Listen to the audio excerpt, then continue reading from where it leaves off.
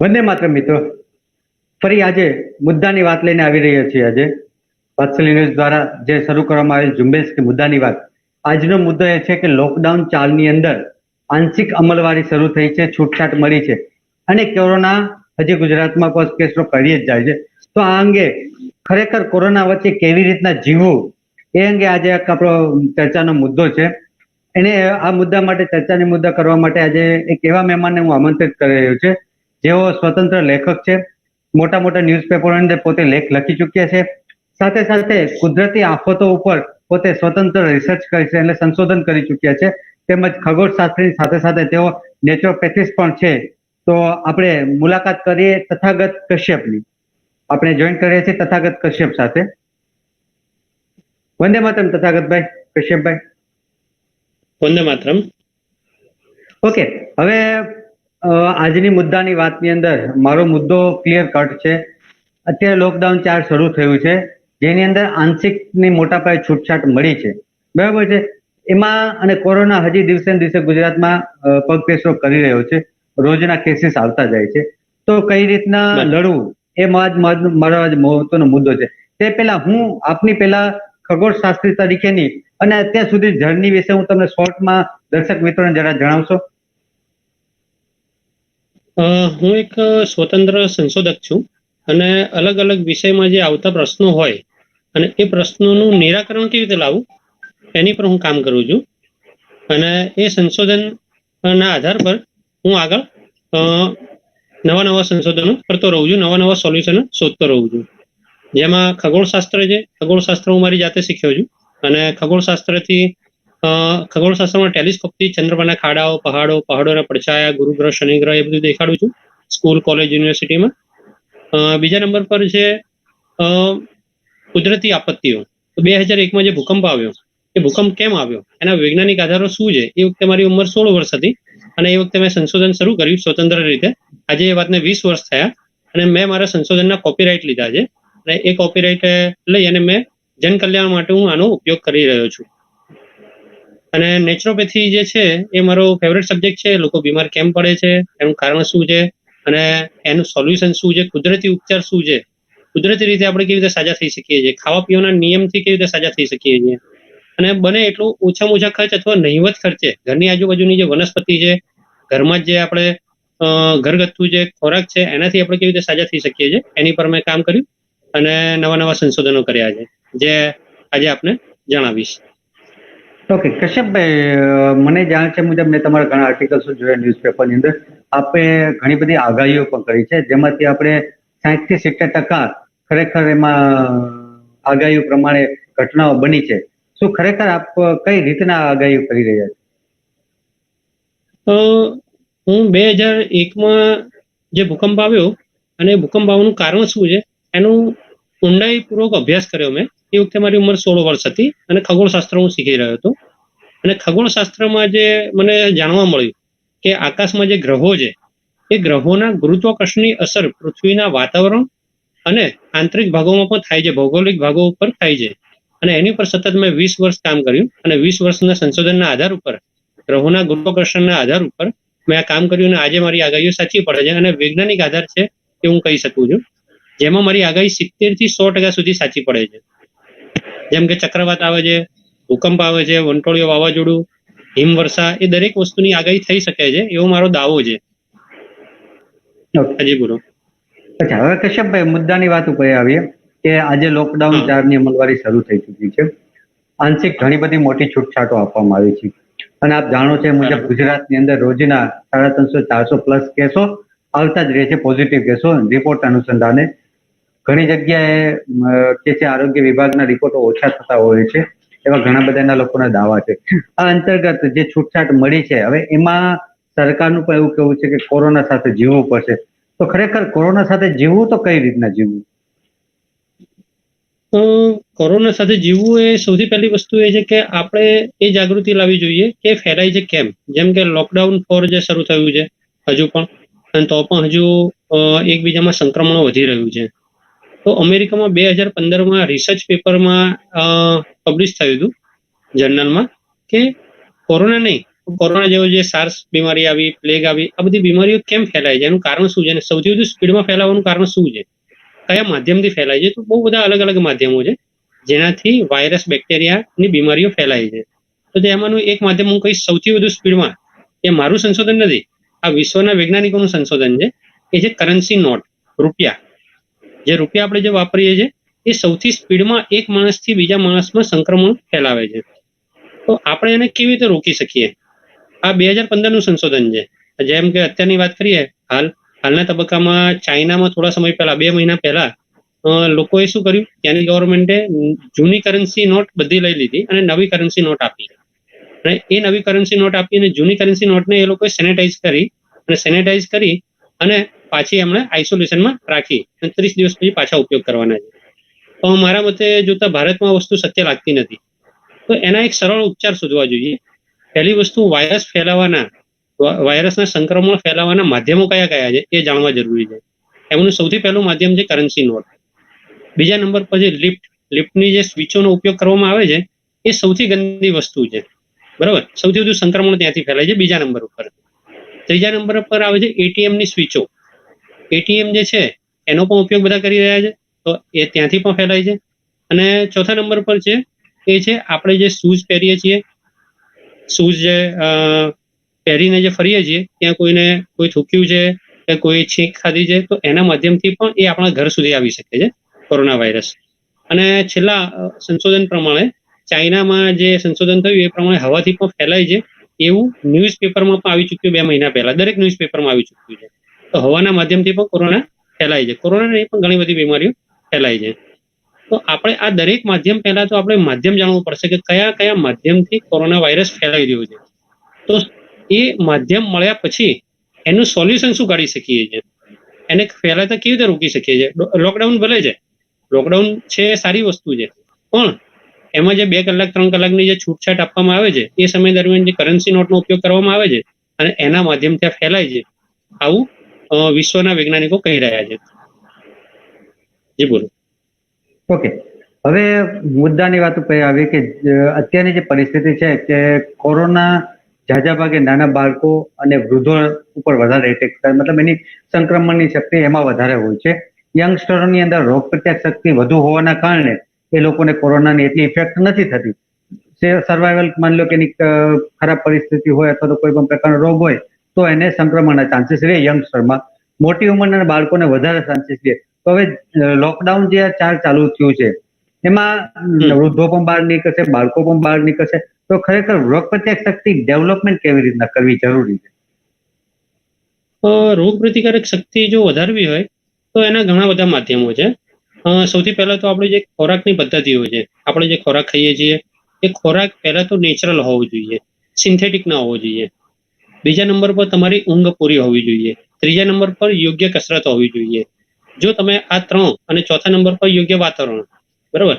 પણ જો તમે જે 4 મુદ્દા તમે પાળો છો તો તમારી રોગ પ્રતિકારક શક્તિ ખૂબ જ સારી થઈ શકે છે.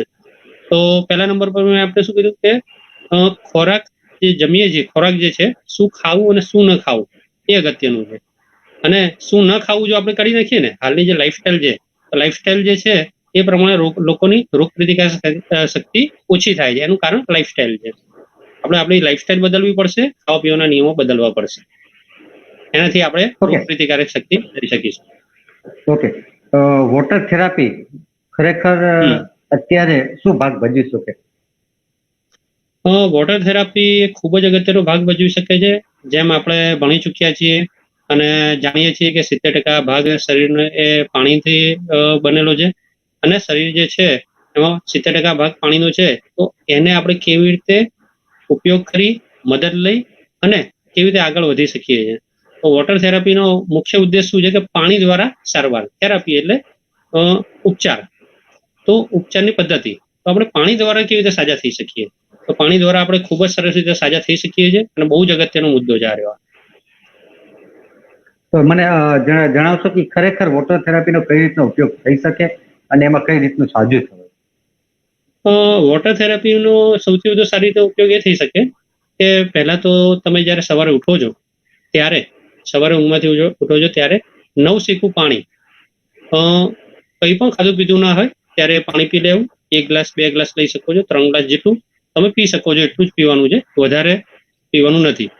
તો એ તમે પીધા પછી તમે ઘરમાં ચાલો, ફરો ફરો, ત્યાં સુધી એ વોર્મ વોટર, નવશેકું પાણી એ આંતરડાને સાફ કરશે.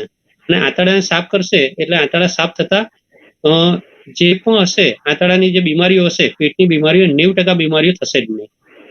એટલે પહેલું કામ શું થશે? વોટર થેરાપીથી સવારે પેટ સાફ કરો. બરોબર. બીજા નંબર પર રાતે ઊંઘતી વખતે ઊંઘવાના 40 મિનિટ પહેલા શક્ય હોય એટલું તમે નવશેકું પાણી પી શકો છો. અને પાણી પીને તરત ઊંઘવાનું નથી. પાણી પીને તમારે શું કરવું છે?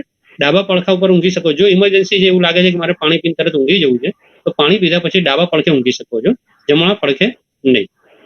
ત્રીજી વસ્તુ, વોટર થેરાપીમાં સૌથી ઉત્તમ વસ્તુ છે કે એને પીવાની પદ્ધતિ જો તમને ખબર હોય એનો ઘણા બધા રીતે લાભ લઈ શકીએ. જ્યારે તો પણ તમે પાણી પીવો ત્યારે ઘૂંટડે ઘૂંટડે પાણી પીવો, ધીમે ધીમે પાણી પીવો. એનું કારણ શું છે કે આપણા મોંની અંદર જે લાળ છે એ લાળ પાણીની અંદર ભળી ધીરે ધીરે પેટમાં જાય, તો લાળ જે છે એ પેટના એસિડને કંટ્રોલ કરશે અને એના લીધે પેટનો એસિડિટીનો પ્રોબ્લેમ નહીં થાય. તો આ એક પદ્ધતિ છે કે જેનાથી આપણે આગળ વોટર થેરાપીનો ઉપયોગ કરી શકીએ છીએ. સૌથી અગત્યનો મુદ્દો એ છે કે ફ્રીજનું પાણી બંધ કરવું. ફ્રીજનું પાણી બંધ કરવું.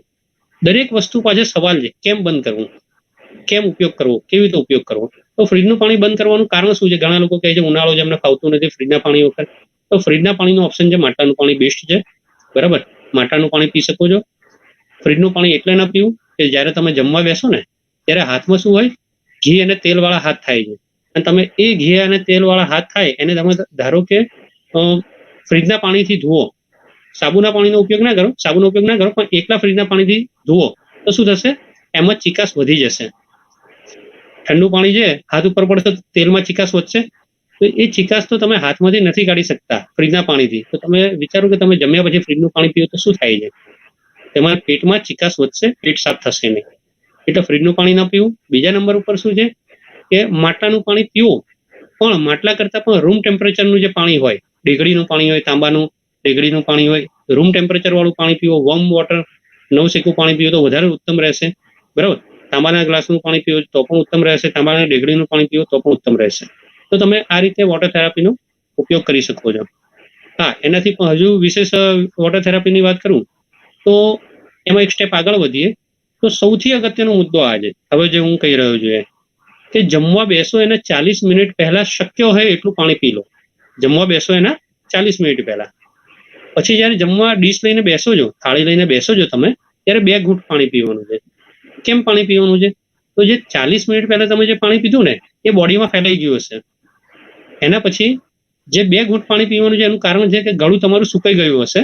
તમે જે પણ ખોરાક ખાશો એ અટકાઈને જાય અને ઉબકા આવે, એવું ના થાય એના માટે 2 ઘૂંટ પાણી પી અને નળીઓ શું કરવાની છે? નળીઓ તમારે એકદમ પાણીવાળી થાય એટલે લપસીને ખોરાક જઈ શકે એવું કરવાનું છે.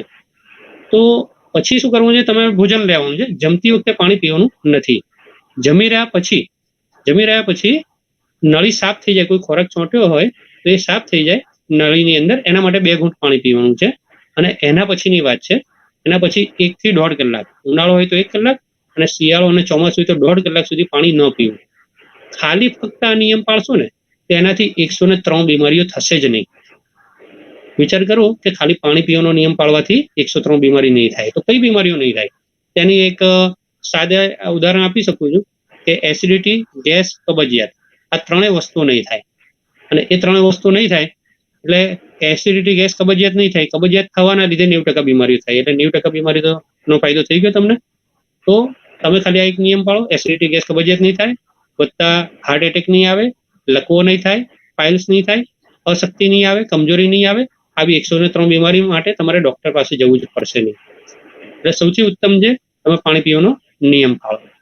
બરોબર. અચ્છા, બીજી શું ઘટના બને છે એટલું શોર્ટકટ કહી દઉં કે તમે જે જમવા બેસો ને, જમી રહ્યા પછી પેટમાં એક એસિડ છૂટે છે અને એ એસિડ ખોરાકને પચાવવાનું કામ કરે છે.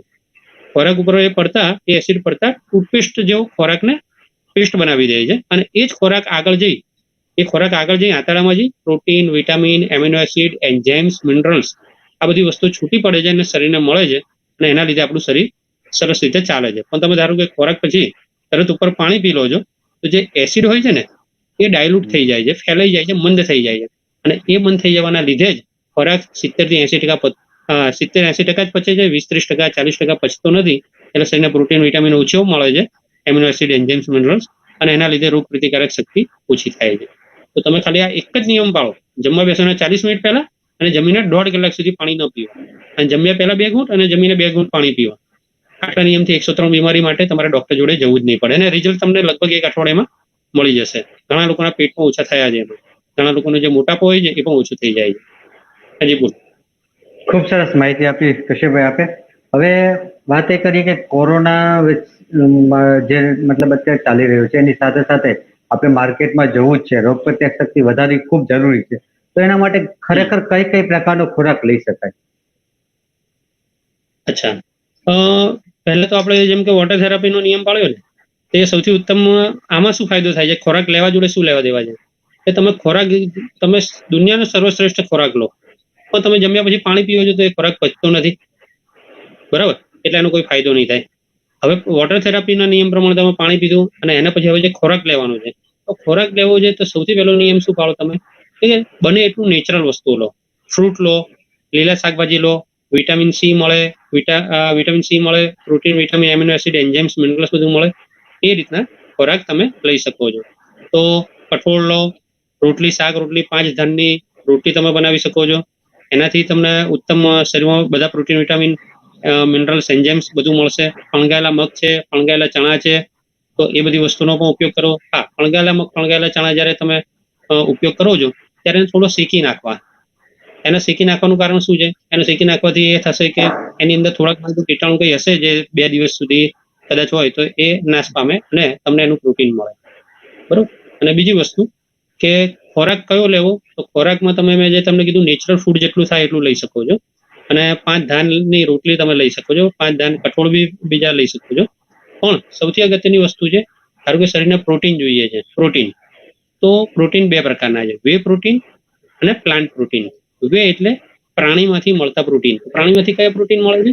પ્રાણીમાંથી પ્રોટીન આપણને મળે છે જે દૂધ છે, ઘી, માખણ, ચીઝ, પછી જે નોનવેજ, મચ્છી.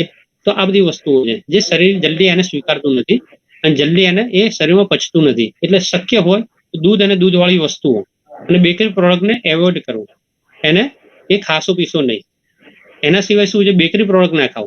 તો આ બંને નિયમ પાળશો તો એની અંદર ફાઈબર નથી અને એટલા ગુણધર્મો નથી કે જે શરીરને ફાયદો કરે. તો એ નિયમ પ્રમાણે તમે આગળ જો વધો તો પહેલા તો આ વસ્તુ બંધ કરી દેવી જોઈએ અને નેચરલ વસ્તુઓ શરૂ કરી દેવી જોઈએ ખાવા પીવા માટે. એનાથી તમારી ઇમ્યુનિટી પાવર વધશે. ઓકે, હવે બીજી વાત રહી અત્યારની કન્ડિશનની અંદર એરોમા થેરાપી ખરેખર અત્યારે કેવી રીતના ભાગ ભજવી શકે અને કઈ રીતે એરોમા થેરાપીનો ઉપયોગ થઈ શકે? એરોમા થેરાપી છે, એરોમા એટલે સુગંધ. આપણા જે આયુર્વેદ છે, આયુર્વેદમાં એરોમા થેરાપી વિશે જાણકારી ઘણી સરસ આપી છે. મારા એક સાહેબ છે, હું એમને ખૂબ માનું છું, ડોક્ટર બકુલરાય મહેતા સાહેબ. પંચકર્મના પ્રખર જ્ઞાતા અને આયુર્વેદના નિષ્ણાત છે. એમને હું મળ્યો હતો, એમને થોડી ઘણી જાણકારી આપી હતી એરોમા થેરાપી વિશે. અને એ જાણકારી એવી હતી કે એરોમા થેરાપી છે ને, એને સૌગંધિક ચિકિત્સા તરીકે આયુર્વેદમાં જાણવામાં આવ્યું છે. સુગંધથી ચિકિત્સા કરવી, સુગંધથી સાજા કરવા. તો લવિંગ, તજ, મરી એ બધાનો પણ ઉપયોગ થતો હોય છે આયુર્વેદમાં. એ પ્રમાણે કીધું છે. જાપાનમાં છે ને શિનરીન યોકુના નામે આ પદ્ધતિ વિકસેલી છે. ત્યાં લોકો જંગલોમાં જાય છે, જંગલોમાં જઈ અને વૃક્ષોને બાદ ભરી અને એમની સુગંધ લે છે અને એમાંથી એમને diabetes, high BP, low BP આવી બધી બીમારીઓ મટી છે, એવું ત્યાંના વૈજ્ઞાનિકો, ત્યાંના એરોમા થેરાપીના જે જાણકાર લોકો છે એ કહે છે, બરોબર? અને ઘટાદાર વૃક્ષો જે છે એની સુગંધથી એ લોકો સાજા થાય છે. હું તમને એક કિસ્સો કહેવા માંગીશ, બહુ અગત્યનો કિસ્સો છે. આ 2500 વર્ષ પહેલાનો કિસ્સો છે કે બૌદ્ધકાલીન સમય હતો અને બૌદ્ધકાલીન સમયની અંદર રાજા ચંદ્રપ્રદ્યોત નામના એક રાજા થઈ ગયા. અને એ રાજા મદિરાપાન, શરાબ, દારૂ પીતા હતા. દારૂ પી અને એ પડી ગયા નીચે રાત દરમિયાન.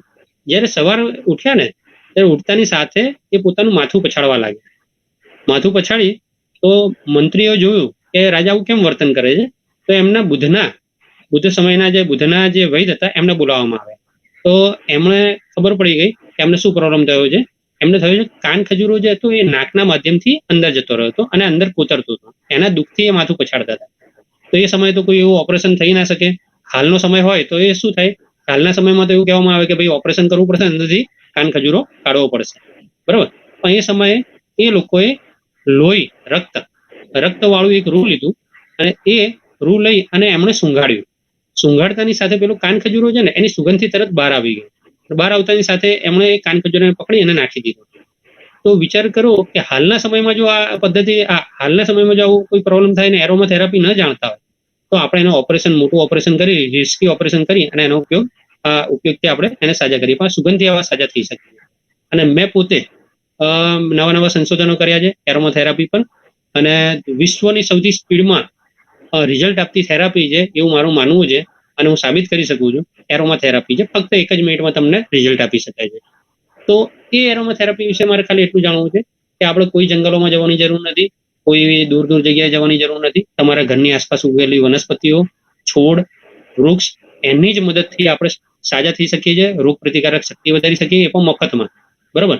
તો એના માટે આપ આસોપાલવ છે, કણજી છે, પછી પીપળો છે, લીમડો છે, તુલસી છે, આવા બધા વૃક્ષો છે, કદમ છે, આ બધા વૃક્ષો છે એ વૃક્ષના પાંદડા ખાલી તોડવાના છે. તમારે પાંદડા તોડી એના નાના ટુકડા કરવાના છે અને નાના ટુકડા કરી અને ખાલી સૂંઘવાના છે. છેક નાક નજીક લઈ જઈ એક હાથમાં નાના પત્તા લઈ અને જે રીતે આપણે સૂંઘીએ છીએ વધારે સુગંધ આવે એ રીતે એ હાથમાં ઉપયોગ કરીએ અને જે રીતે સૂંઘો એ સુગંધ લેવાથી 1 જ મિનિટમાં 10 ગણી તાકાત આવી જાય છે. 1 જ મિનિટની અંદર.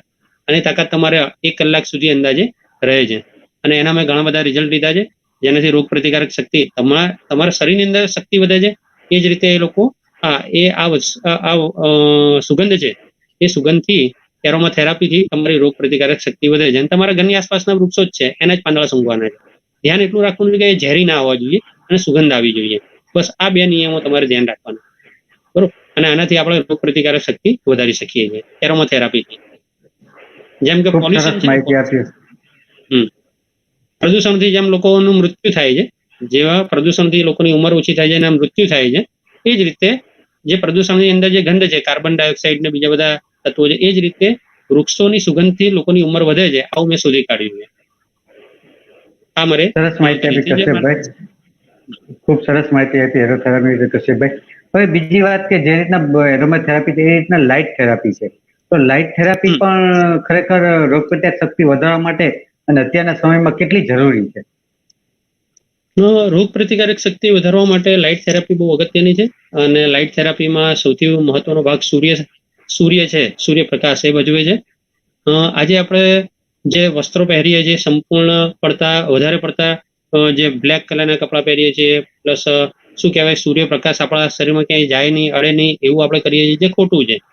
જે સૂર્યપ્રકાશ શરીર ઉપર પડે તો વિટામિન ડી મળે છે, બીજા ઘણા બધા ફાયદાઓ થાય છે. અને સવારે અને સાંજે નો સમય એવો હોય છે કે જ્યારે અલ્ટ્રાવાયોલેટ ઓછા અને સૂર્યના જે તરંગો છે, કિરણો છે, લાલ કલરનો જે પ્રકાશ છે શરીર ઉપર પડે છે, એનાથી વિટામિન ડી ની ઉણપ થાય છે, હાડકાં મજબૂત થાય છે અને બહુ બધી બીમારીઓમાં ફાયદો થાય છે. અને એની નકલ કરીને વૈજ્ઞાનિકોએ પ્રકાશની પણ નકલ કરી, ટ્યુબલાઇટ બનાવી, બલ્બ બનાવ્યા, એલઈડી લાઇટ બનાવી, અને એ એલઈડી લાઇટને બધાના માધ્યમથી શરીર ઉપર પડે છે જે પ્રકાશ, અને એ માધ્યમથી શરીરને ફાયદો થાય છે. પણ બધી જ લાઇટોનું એવું નથી. સવાર અને સાંજે જો તમે બને ત્યાં સુધી સૂર્યનો પ્રકાશ લો છો, શરીર ઉપર પડે એ રીતે કરો છો, તો એનાથી તમને ફાયદો થશે કે શરીરમાં રોગ પ્રતિકારક શક્તિ વધશે. એટલે આ રીતે પણ આપણે લાઇટ થેરાપીનો ઉપયોગ કરી શકીએ છીએ. ઓકે, હવે કશ્યપભાઈ, જે લોકડાઉન ફોલ્સ ચાલુ થયું છે તો એમાં કઈ પ્રકારની ખરેખર જાળવણી ને કઈ પ્રકારના પ્રજાને, ગુજરાતની જનતાને આપ સૂચન કરવા માંગો છો? મારે ગુજરાતની પ્રજાને એ સૂચન કરવું છે કે પહેલી વસ્તુ તો તમે જે રૂપિયા કરન્સી નોટ જે વાપરો છો ને, એ કરન્સી નોટને તમે જ્યારે અડકો છો ત્યારે પ્લાસ્ટિકની થેલીમાં અંદર લઈ અને મૂકી દો પહેલા તો. અને એ પ્લાસ્ટિકની થેલીમાં જે નોટ લઈને તમે મૂકો છો એની અંદર સેનેટાઈઝર નાખી દો. સેનેટાઈઝર નાખીને એને બંધ કરી દો. એ બંધ કરી દેશો તો શું થશે, સેનેટાઈઝર જે છે એની અંદર આલ્કોહોલ છે, બરોબર, એ તમે એનો પ્રયોગ કર્યો હશે કે જેવું આપણે હાથ પર લગાવીએ છીએ 1 મિનિટની અંદર એ ઉડી જાય છે એટલે વાયુ બની જાય છે. વાયુ એટલે એરોમા, બરાબર. તો એ વાયુ સ્વરૂપે ફેલાઈ જાય છે. ધારો કે તમે એ જ વસ્તુને તમે રૂપિયા જે છે ને પ્લાસ્ટિકની બેગની અંદર ભરી અને એ ભર્યા પછી એની અંદર સેનિટાઈઝર નાખી 10-15 ટીપા નાખી અને એને એર ટાઈટ બંધ કરી દો. એ જે સુગંધ છે એ ગંધથી જે કોરોના વાયરસ નિષ્ક્રિય થઈ જશે. અને એવું જે છે એ ગવર્મેન્ટના એડવર્ટાઇઝમાં તમે જોવો છો કે સેનિટાઈઝર છે, સેનિટાઈઝરના ઉપયોગથી ના પ્રયોગથી કોરોના વાયરસ જે છે નિષ્ક્રિય થઈ જશે છે. એટલે પહેલો નિયમ શું પાળવો જોઈએ?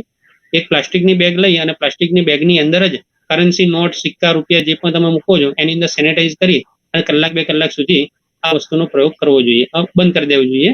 જેટલી વાર નોટનો ઉપયોગ કરો એટલી વાર પ્લાસ્ટિક બેગની અંદર નાખીને આ રીતે ઉપયોગ કરવો જોઈએ. જેમાં અમેરિકા અને ચાઇના આ બંને જે છે એમણે સંશોધન કર્યું છે કરન્સી નોટથી સૌથી વધુ સ્પીડમાં કોરોના વાયરસ ફેલાય છે. કોરોના નહીં, દરેક બેક્ટેરિયા વાયરસ જે છે આના માધ્યમથી ફેલાય છે. આવું સંશોધન થયું છે. એનો આ તોડ છે, મેં પોતે શોધ્યો છે એરોમાથેરાપીના માધ્યમથી. બીજા નંબર પર આપણે જઈએ તો બીજા નંબર પર છે એ જગ જાહેર છે અને દુનિયાના છેલ્લા સંશોધનો પ્રમાણે સૌથી ગંદી વસ્તુ શું છે તો ટોયલેટ સીટ છે એવું લોકો માનતા હતા. પણ ટોયલેટ સીટ નથી. સૌથી વધુ ગંદી વસ્તુ છે એ છે લિફ્ટની સ્વિચો. લિફ્ટની સ્વિચ જે છે એ સ્વિચ સૌથી વધુ ગંદી છે એવું વૈજ્ઞાનિકોનો અભ્યાસ કહે છે. તો એનાથી પણ કોરોના વાયરસ ફેલાય છે. તો મારા મતે ત્યાં સાબુના પાણીવાળું પોતું, હંમેશા એક સાબુની પાણીવાળું ડોલ હોવી જોઈએ અને એની અંદર એક પોતું હોવું જોઈએ અને લાકડીના માધ્યમથી આપણે એને એકવાર સાફ કરી શકીએ હળવેથી. તો ત્યાંથી જેટલો કોરોના વાયરસ કે બીજા કોઈ બેક્ટેરિયા વાયરસ હશે તો બેક્ટેરિયા વાયરસ શું થશે? નિષ્ક્રિય થઈ જશે. એકલો કોરોના વાયરસ નહીં, બીજા બધા બેક્ટેરિયા વાયરસ પણ. એટલે બીજો માધ્યમનો બ્રેક આપણે કરી નાખ્યો. શું બ્રેક કર્યો? એ લિફ્ટના માધ્યમથી ફેલાતો કોરોના વાયરસ જે છે એ આપણે બંધ કર્યું. ત્રીજા નંબર પર આપણે શું કરી શકીએ? તો ત્રીજા નંબર પર આપણે એટીએમ મશીનની જે સ્વિચો છે ને એને પણ આ જ રીતે સાબુના પાણી કે સેનિટાઈઝરનો જેટલી વાર ઉપયોગ થાય એટલી વાર એને કપડાથી સાફ કરી નાખવું અને પછી જ એનો ઉપયોગ કરવો. એટલે લિફ્ટ પછીની આજે મેં વાત કરી કે એટીએમ સ્વિચોને સાફ કરી નાખી એટલે ત્યાંથી ફેલાતો વાયરસ બંધ થઈ ગયો. બરોબર. ચોથા નંબર પર છે શૂઝ, બૂટ છે, ચંપલ છે, એના માધ્યમથી પણ કોરોના ફેલાય છે. બરોબર. અને એના માધ્યમથી બહારથી તમારા ઘર સુધી આવે છે આવું અને છેક ઘરની અંદર બધી જગ્યાએ ફેલાય છે. શૂઝના માધ્યમથી ફેલાય છે. આવું 2015માં અમેરિકામાં સંશોધન થઈ ચૂક્યું છે સાર્સ બાબતે. એ જ બાબતે આપણે આને પણ લઈ શકીએ છીએ. તો તમે જે ઘર છે ઘરની અંદર જે પગ લૂછણ્યું છે તો પગ લૂછણ્યું એને સાબુ વાળું પગ લૂછણ્યું હોય. બરાબર. અને એની ઉપર આપણે શૂઝ જે ઘસી નાખીએ અને એમાં લપસીને ના પડીએ એટલે આગળ બીજું એક પોતા જેવું બીજું ચોખ્ખા પાણીનું પોતું હોય જે આપણે ફરીથી પગ ઘસી નાખીએ અને સાફ કરી નાખીએ પગ લૂછણ્યું તો એનાથી પણ કોરોના વાયરસ જે છે આગળ ઘરમાં આવતો અટકાશે. બરાબર. અને પછી બીજી વસ્તુ જે હવાથી ફેલાય છે કે નહીં તો લગભગ દિવ્ય ભાસ્કર, સંદેશ ગુજરાત દરેક ન્યૂઝપેપરની વાત છે. દરેક ન્યૂઝપેપરમાં ફર્સ્ટ પેજ ઉપર આવ્યું હતું કે ચાઇના એવું જાહેર કર્યું છે કે ત્યાંના સંશોધન પ્રમાણે કે હવાથી પણ ફેલાય છે. તો હવાથી જે ફેલાય છે એના માટે પણ આપણે એરોમાનો પણ ઉપયોગ કરી શકીએ છીએ. મારું ડીપલી રિસર્ચ છે જે મારે સાબિત કરવું છે વૈજ્ઞાનિકો આગળ કે હવાના માધ્યમથી હવામાં રહેલો કોરોનાને આપણે કેવી રીતે ફેલાતો અટકી શકીએ. અને એમાં બીજો એક રસ્તો છે માસ્ક પહેરવું. માસ્ક પહેરવું બહુ જ જરૂરિયાત છે. એ ખૂબ જ જરૂરી છે. જે હવાના માધ્યમથી કોઈ છીંકે છે તો ડાયરેક્ટ આપણા નાકમાં કે મોંની અંદર ના જાય એના માટે આપણે આ શું કહેવાય માસ્ક પહેરી અને હવાના માધ્યમથી ફેલાતા કોરોનાથી આપણે બચી શકીએ છીએ. અને બીજી એક મારે ખાસ એક વાત કહેવી છે કે જેને કફ થતું હોય ને તો કફ થવા વાળા લોકોને સૌથી વધુ સ્પીડમાં થઈ શકે છે આ કોરોના વાયરસ ની ઇફેક્ટ થઈ શકે છે. તો આપણે રાત્રે ઊંઘતી વખતે અથવા તો દિવસે ગમે ત્યારે જ્યાં સુધી કલાક સુધી ખાધું પીધું ના હોય ત્યારે હળદરનો પાવડર અડધી ચમચી ખાઈ અને ઉપર પાણી ન પીવું 1 કલાક 2 કલાક સુધી. એટલે શું થશે કે તમારે જે કફ છે એ કફને તોડી અને એને સાફ કરી નાખશે. તો કફ થાય એવી કોઈ વસ્તુ ખાવી નહીં, ડેરી પ્રોડક્ટ ના ખાવી. તો આપણે એ રીતે પણ આની સામે લડી શકીએ છીએ. તો આ બધા માધ્યમ છે કે જેનાથી ફેલાય છે. મારે ગવર્મેન્ટને ખાસ આપના માધ્યમથી, આપની ન્યૂઝ ચેનલના માધ્યમથી એક જાણ કરવી છે કે જે પણ કોરોના વાયરસ ફેલાઈ રહ્યો છે એ વાયરસ અમેરિકામાં, ચીનમાં જે સ્ટડી થઈ, રિસર્ચ પેપરની જે સ્ટડી થઈ અને એ લોકોએ જે વાત કરી તો લોકડાઉન તો આપણે રાખ્યું છે યોગ્ય જ છે, ખોટું નથી. પણ લોકડાઉનની સાથે કરન્સી નોટ, એટીએમ, આ સ્વિચ, લિફ્ટની સ્વિચ છે, પછી આ બધા માધ્યમો જે છે એ બધા માધ્યમની ને બ્રેક કેવી રીતે કરવાને એ જે મેં આપને જાણ કરી, મેં પોતે આની પર કામ કર્યું છે. તો ગવર્મેન્ટ મારી વાત સાંભળે, આપના માધ્યમથી, આપની ન્યૂઝ ચેનલના માધ્યમથી હું એક અપીલ કરું છું કે આ બધાને તમે એપ્લાય કરી શકો છો. જેમ કે દૂધની થેલી લઈ આવ્યા તો એ તમે સાબુના પાણીમાં ડબોળી રાખો અડધો કલાક તો પણ ચાલશે. શાકભાજી લાયા છો તો શાકભાજી લાયા તો આપણે ફ્રૂટ ફળ ફળાદીને આપણે કેવી રીતે સેનિટાઈઝ શુદ્ધ કરી શકીએ. સેનિટાઈઝ એટલે શુદ્ધ, તો એને એ રીતે આપણે શુદ્ધ કરી શકીએ છીએ કે કુકર લેવાનું છે, કુકરની અંદર પાણી નાખવાનું છે, એને બંધ કરી દેવાનું છે, એની અંદર એક પાઇપ લગાવી અને એની વરાળ બનવી જોઈએ, એને ગરમ કરવાનું છે. જેવું ગરમ થઈ એને વરાળ નીકળી છે એ વરાળથી તમારે એને સેનિટાઈઝ કરવાનું છે. એ વરાળ સીધી ફળ ફળાદી શાકભાજી ઉપર ગરમ વરાળ પડવી જોઈએ, જેનાથી વધારે ટેમ્પરેચર હોવાના લીધે એ કોરોના વાયરસ કે બીજા કોઈ બેક્ટેરિયા વાયરસ હોય એનો નાશ થાય અને શુદ્ધ થઈ જાય. તો એક ઉત્તમ ફ્રી અને ઘરેલું વસ્તુઓ છે કે જે ઘરના જ માધ્યમથી તમે આ બધાનો ઉપયોગ કરી શકો છો. એટલે ખાસ આ વસ્તુઓનો ઉપયોગથી આપણે કોરોના વાયરસને 100% નહીં પણ 99% તો આપણે ફેલાતો રોકી શકીએ છીએ. આ મારે આપને જાણ કરી. કશ્યપભાઈ, બીજો એક અગત્યનો મુદ્દો, હવે કોરોના વાયરસ તો અત્યારે ગુજરાતમાં રોજ પ્રસરી રહ્યો છે. હવે એની સાથે સાથે ચોમાસા બેસવાની તૈયારી છે, તો ખરેખર આ બંને વસ્તુ ભેગી થતા શું કન્ડિશન આવી શકે છે? આ બંને થતા શું છે કે ભેજવાળું વાતાવરણ જો હોય ને, તો ભેજવાળા વાતાવરણની અંદર સૌથી વધુ સંભાવના છે કોરોના વાયરસ ફેલાવાની. કોઈ પણ બેક્ટેરિયા વાયરસ જે છે એ જલ્દી ફેલાય છે અને લોકો જલ્દી બીમાર પડતા હોય છે. એટલે એ સમય દરમિયાન બને ત્યાં સુધી ઘરની બહાર ના નીકળવું, બને ત્યાં સુધી ખોરાક જે ખાવ છો તમે તે શુદ્ધ ખાઓ, ઓર્ગેનિક ખાઓ. જો ઓર્ગેનિક મળતો હોય તો ઉત્તમ છે, બરોબર. ઓર્ગેનિક ખોરાક ખાવાથી તમારી ઇમ્યુનિટી પાવર વધે છે, વિટામિન સી લો, અને ભેજવાળા વાતાવરણ હોવાના લીધે તમે બહાર જવાનું ટાળો. જો અગત્યનું કામ હોય તો જ એ કરો. તો આ રીતે આપણે એને વધારી આ રીતે આપણે આમાં વધારો કરી શકીએ છીએ પોતાની તંદુરસ્તી માટે, અને ધ્યાન રાખી શકીએ છીએ કોરોના વાયરસ બાબતે. ઓકે, હવે એક ખબર શાસ્ત્રી આપશો એના તરફથી એક અગત્યનો ક્વેશ્ચન આપણે પૂછવો છે. હવામાન વિભાગે તો એવું જાહેર કર્યું છે કે આ વર્ષે 100% વરસાદ થશે. આપનું અનુમાન શું છે આ વર્ષ માટે? મારે આપના માધ્યમથી ખાસ સરકાર અને પૂરી દુનિયાને જાણ કરવી છે કે હું છેલ્લા 20 વર્ષથી સંશોધન કરું છું કુદરતી આપત્તિઓના પૂર્વાનુમાન પર, અને આના વૈજ્ઞાનિક આધાર શું છે જે હું સાબિત કરવા માટે બંધાયેલો છું. પૂરી દુનિયાને આપના માધ્યમથી એક પડકાર રૂપે હું પડકારું છું દરેક વૈજ્ઞાનિકોને, વિશ્વના વૈજ્ઞાનિકોને, કે ગુરુત્વાકર્ષણ બળ લાગવાનું છે દરેક ગ્રહોનું, અને એક ઘટના બની રહી છે 40,000 વર્ષ પછી.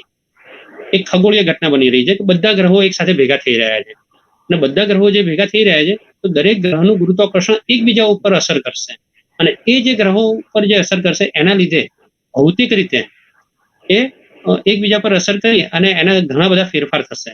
જેની અંદર મારા મતે હું તમને કહું 24, 26 અને 27 તારીખ છે. 24, 25, 26, 27 તારીખ એ સમય દરમિયાન એક એવી ખગોળીય ઘટના બનશે કે જેમાં કર્કવૃત ઉપર એક જ્વાળામુખી ફાટી શકે છે, એક ભૂકંપ આવી શકે છે જેના રિક્ટર સ્કેલમાં 6 રિક્ટર સ્કેલથી મોટો આવી શકે છે, અંદાજો 70% ચાન્સ છે. અને એના સિવાય બીજી ઘટના એ છે કે ઉનાળામાં વરસાદ પડશે. તમે મારા ફેસબુક અને ટ્વિટર ઉપર જઈને જોઈ શકો છો કે મેં 2 થી 3 મહિના પહેલા જ દરેક વસ્તુની જાણકારી આપી હતી, તારીખ સાથે આપી હતી કે ઉનાળો, આ વખતનો ઉનાળો ચોમાસામાં જવાનો છે. આ વખતેના ઉનાળામાં આ તારીખથી આ તારીખમાં ભારતમાં, ગુજરાત અને ભારતમાં હિમવર્ષા, ઉનાળાની અંદર મેં હિમવર્ષાની વાત કરી છે. વીજળીઓ, વાવાઝોડા સાથે વરસાદ પડશે.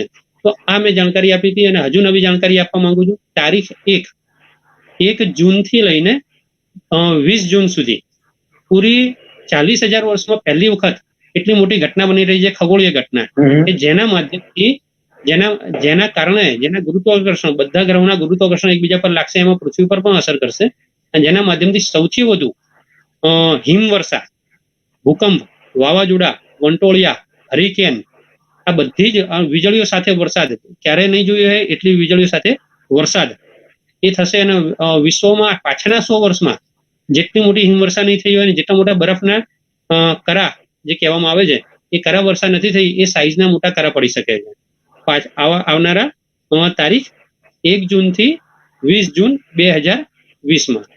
અને એના સિવાય બીજા 4 મહિના સુધી, સતત 4 મહિના સુધી રોજ ભૂકંપો, વાવાઝોડા, વંટોળિયા આ ચાલુ રહેશે, અને પાછળના 40,000 વર્ષનું આ વાતાવરણ એકદમ પલટો કર્યો હશે. આની પાછળ કોઈ ગ્લોબલ વોર્મિંગની જવાબદાર નથી. અત્યારે જેમ કહે છે કે આ મિલો બનાવી છે, આપણે જે ટેકનોલોજીનો ઉપયોગ કરીને જે આપણે આગળ વધ્યા એની જે સાઈડ ઇફેક્ટ થઈ છે ગ્લોબલ વોર્મિંગ, એ ગ્લોબલ વોર્મિંગ જવાબદાર નથી. આ મારો દાવો છે. અને આનાથી આપણે જો પહેલેથી ખબર હોય તો આપણે એને સદુપયોગ, જેમ કે હમણાં ખેતીવાડીને નુકસાન થયું પ્રિવેન્સ તો કરી આપણને શકીએ. પહેલેથી પછી વાત. આપણે એને ઉપયોગ કરી શકીએ છીએ. હાજી બોલો. ખૂબ ખૂબ આભાર કશ્યપભાઈ આપનો કિંમતી સમય દેવા બદલ. પ્રયત્ન કરીએ કે કોરોનાથી લોકો બચે અને જેટલી અત્યારે પરિસ્થિતિ ગુજરાતમાં થઈ રહી છે ઓછામાં ઓછો મૃત્યુ આંક ઉપર આવે, કારણ કે અત્યારે આપણે જાણીએ છીએ મુજબ ભારતની અંદર જે રાજ્યો છે એમાં ગુજરાત મૃત્યુ આંકની દ્રષ્ટિએ ટોપ ઉપર છે. ક્યારે ને ક્યારે કોરોના તો નાશ થવાનો જ છે, પણ આપણે એવું ઈચ્છીએ કે આપણા ગુજરાતની જનતા, ભારતની જનતા મહંત અંશે આમાંથી મૃત્યુની અંદર ભોગ લઈએ. ખરેખર આપનો સમય દેવા બદલ ખૂબ ખૂબ આભાર કશ્યપભાઈ. ફરી આપણે કોઈને કોઈ વાત સાથે ફરી મળીશું. વંદે માતરમ કશ્યપભાઈ.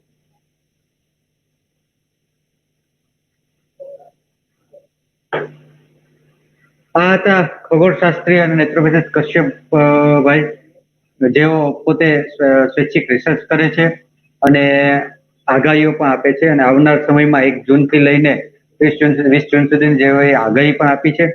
જોઈએ હવે આવનાર સમય શું કરે છે. ફરી કોઈ પણ નવા મુદ્દા સાથે ફરી મળશું. વંદે માતરમ.